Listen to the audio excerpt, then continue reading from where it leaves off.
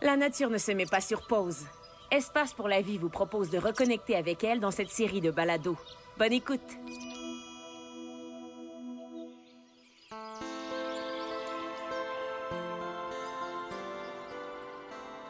Bonjour, je m'appelle Jean-Philippe. Je travaille aux collections vivantes du Biodôme de Montréal. Dans ce balado d'Espace pour la vie, on termine la série sur la migration des oiseaux avec le tout premier voyage vers le sud. C'est pas comme partir en vacances. Je vous parle ici des oiseaux qui migrent pour la première fois.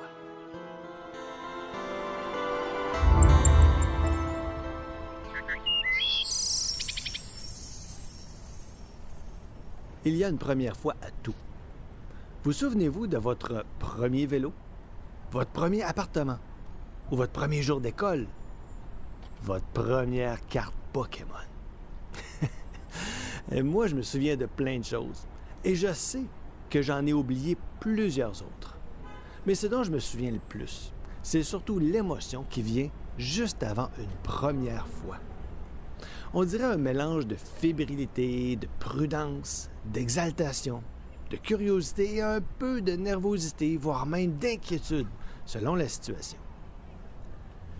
J'étais assez jeune quand j'ai fait mon premier grand voyage. J'avais aucune idée de comment me rendre à destination, où j'allais manger sur la route et surtout, je ne savais même pas où j'allais dormir. Fort heureusement, j'étais pas seul. Mes parents étaient là pour me guider, m'accompagner, prendre soin de moi. On voyageait avec d'autres parents qui avaient leurs enfants et d'autres adultes qui suivaient le groupe. Ensemble, tous ensemble, on était rassurés. Peu importe ce qui allait nous arriver, on allait s'en sortir. À la fin de l'été, quand je vois des rassemblements d'oiseaux se former, je me demande toujours à quoi ressemble la composition du groupe. Combien y a-t-il de juvéniles, d'adultes? Quelle est la proportion d'oiseaux plus âgés? Qui sont les guides? Ceux qui ont de l'expérience? Ceux qui n'en sont pas à leur première fois? Imaginez la situation. Un couple de bécassos semi-palmés profite de l'abondance des ressources du Nord pour produire une nichée. 4 beaux oisillons verront le jour dans la toundra et avec un peu de chance, ils éviteront les prédateurs. À la fin de l'été, 4 juvéniles sans expérience et qui ont à peine quelques semaines de vie dans leur corps vont s'envoler pour une migration de 5000 km. Mais pour réussir l'exploit, une bonne stratégie est de se regrouper. Idéalement avec ceux qui connaissent déjà le chemin et les bonnes adresses. C'est donc habituellement vers la fin du mois de juillet que les rassemblements commencent. Et dans la fébrilité, il y a déjà des individus qui décollent pour le grand voyage. Ce ne sont pas tous les oiseaux qui se regroupent à l'automne. Par contre, en nature, dans les forêts, dans les champs, ça sent la migration. Un truc d'observateur consiste à repérer les groupes de mésanges entre la mi-août et la fin septembre. À coup sûr, on y trouvera parmi elles un oiseau en migration. C'est que les oiseaux voyageurs utilisent un vieux principe de retard qui consiste à faire comme les locaux. En voyage, quand vous arrivez dans un endroit inconnu et que vous avez faim, pour choisir le bon resto, vous allez où il y a déjà des clients. Vous pouvez même leur demander une recommandation pour être certain. Dans le même ordre d'idée, une paruline, un viréo ou un bruant en déplacement qui arrive dans un nouveau secteur aura le réflexe de suivre les espèces résidentes, comme les mésanges, pour trouver plus facilement leur nourriture. C'est que les mésanges, elles, connaissent parfaitement les lieux puisqu'elles y sont toute l'année. L'oiseau en visite pourra les suivre quelques heures, voire même quelques jours. On me demande souvent, qu'est-ce qui dit aux oiseaux que c'est le temps de partir?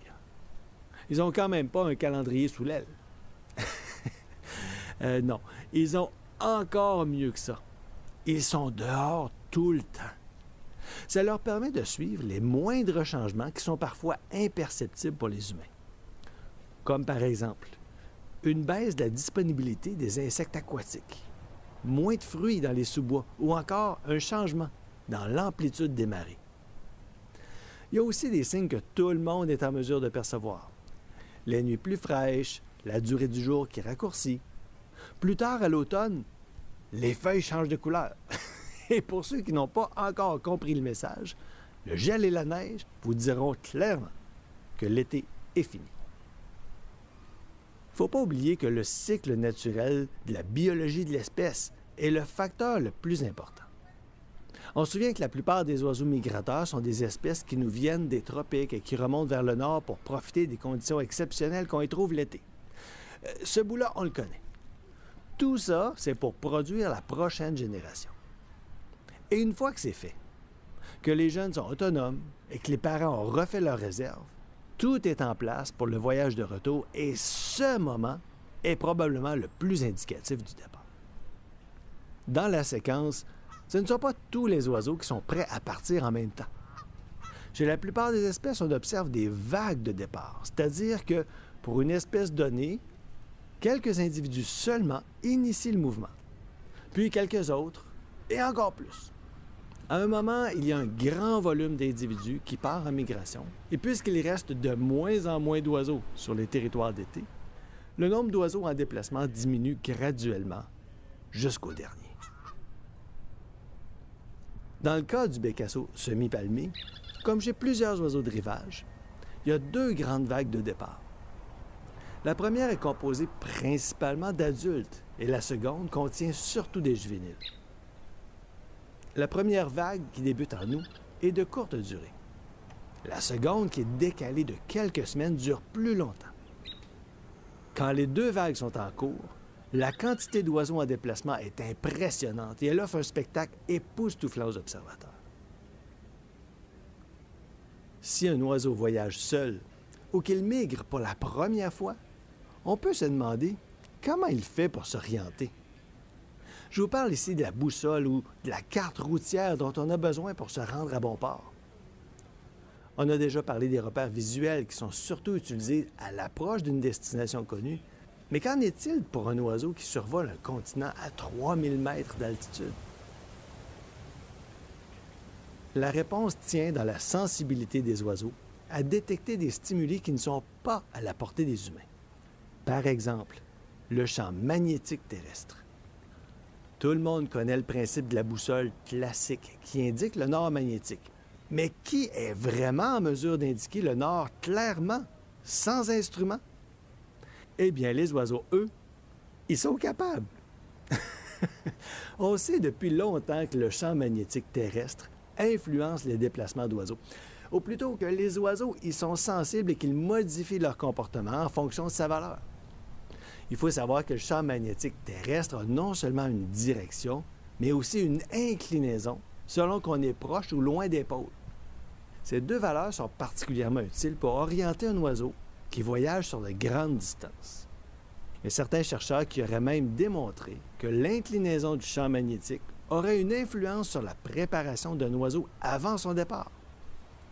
C'est que l'inclinaison indique à l'oiseau s'il est près ou loin de l'équateur.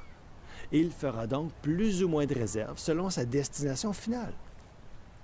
On a aussi démontré que certaines espèces, comme le rossignol progné, un oiseau d'Eurasie, auraient la capacité de voir le champ magnétique de la Terre. C'est qu'une molécule située à l'intérieur de l'œil réagit sous l'influence du champ magnétique et permet au cerveau d'en faire une image. On n'a par contre aucune idée à quoi ça peut bien ressembler. Alors si on combine les vents dominants, la boussole interne, les repères visuels, on comprend mieux comment un individu arrive à se retrouver, même lors de sa première migration. Et s'il n'y a pas de repères visuels du tout, pas de montagne, pas de forêt, pas de champ, pas de rivière, rien. Enfin, pas rien, mais juste de l'eau, comme au beau milieu de l'océan. Comment un oiseau réussit à s'orienter quand le seul repère visuel, c'est l'horizon? Eh bien, aussi invraisemblable que ça puisse paraître, les oiseaux marins utilisent le paysage olfactif. Si vous avez déjà eu la chance d'aller au bord de la mer, vous savez qu'il y a une odeur particulière qui est associée. Ça sent la mer. Sauf que la mer ne sent pas pareil partout. L'odeur en question provient de molécules odorantes qui sont produites principalement par le métabolisme des algues et du plancton. Selon la concentration et la distribution des organismes, les odeurs seront plus ou moins fortes sur l'océan. L'action des courants océaniques et du vent semble ensuite organiser les odeurs pour former des zones distinctes. On peut facilement imaginer un relief olfactif si on associe une odeur forte et intense à une montagne ou une odeur douce et subtile à une plaine. C'est comme une carte géographique olfactive qui permet aux oiseaux de naviguer précisément dans l'immensité de l'océan. Voyager pour la première fois ou voyager seul peut paraître inquiétant, mais avec tous ces repères, c'est beaucoup plus facile. En plus de ce que les sens offrent comme indices visuels, auditifs, tactiles ou olfactifs, les oiseaux ajoutent aussi les concepts de durée, de direction, d'altitude à leur déplacement. Ils se déplacent dans un univers multidimensionnel qui est à la fois complexe et précis. Dans cette série de balados sur la migration des oiseaux, j'ai tenté de vous faire découvrir le beau, le spectaculaire et aussi de vous mettre en lien avec certains aspects méconnus de la nature qui nous entoure. L'exceptionnel est souvent juste à côté de nous. Il faut savoir le détecter. Et je vous invite à vous plonger dans l'univers complexe des oiseaux et d'expérimenter vos sens. Trouvez-vous un lieu que vous croyez connaître. Installez-vous confortablement et fermez les yeux. Écoutez. Portez attention sur les sons qui sont près de vous, puis les autres qui sont loin. Ensuite, bouchez-vous les oreilles et sentez. Est-ce que l'odeur vous rappelle quelque chose? Agréable, on reste. Désagréable, on quitte. C'est vraiment intéressant de faire cette expérience à différents moments de la journée ou de l'année. Les changements sont incroyables. C'est comme si on superpose des couches d'ambiance dans notre environnement. La fébrilité liée à une première fois amplifie les sensations et permet de graver les expériences. C'est probablement pour ça qu'on s'en souvient si bien. Et pour un oiseau migrateur, c'est ce qui va lui donner l'assurance d'être sur le bon chemin la prochaine fois.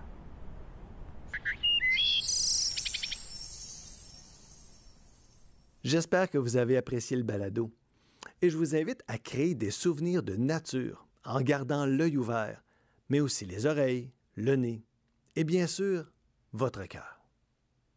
Pour explorer les autres balados sur la migration des oiseaux et une foule d'autres sujets, visitez espacepourlavie.ca. Je vous dis à bientôt et vous souhaite de belles observations.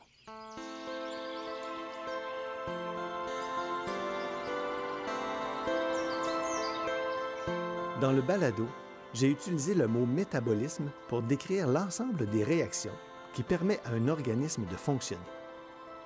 Quand le métabolisme est en action, les cellules vivantes consomment de l'énergie et transforment des molécules en d'autres composés. C'est ce qui permet de rester en vie.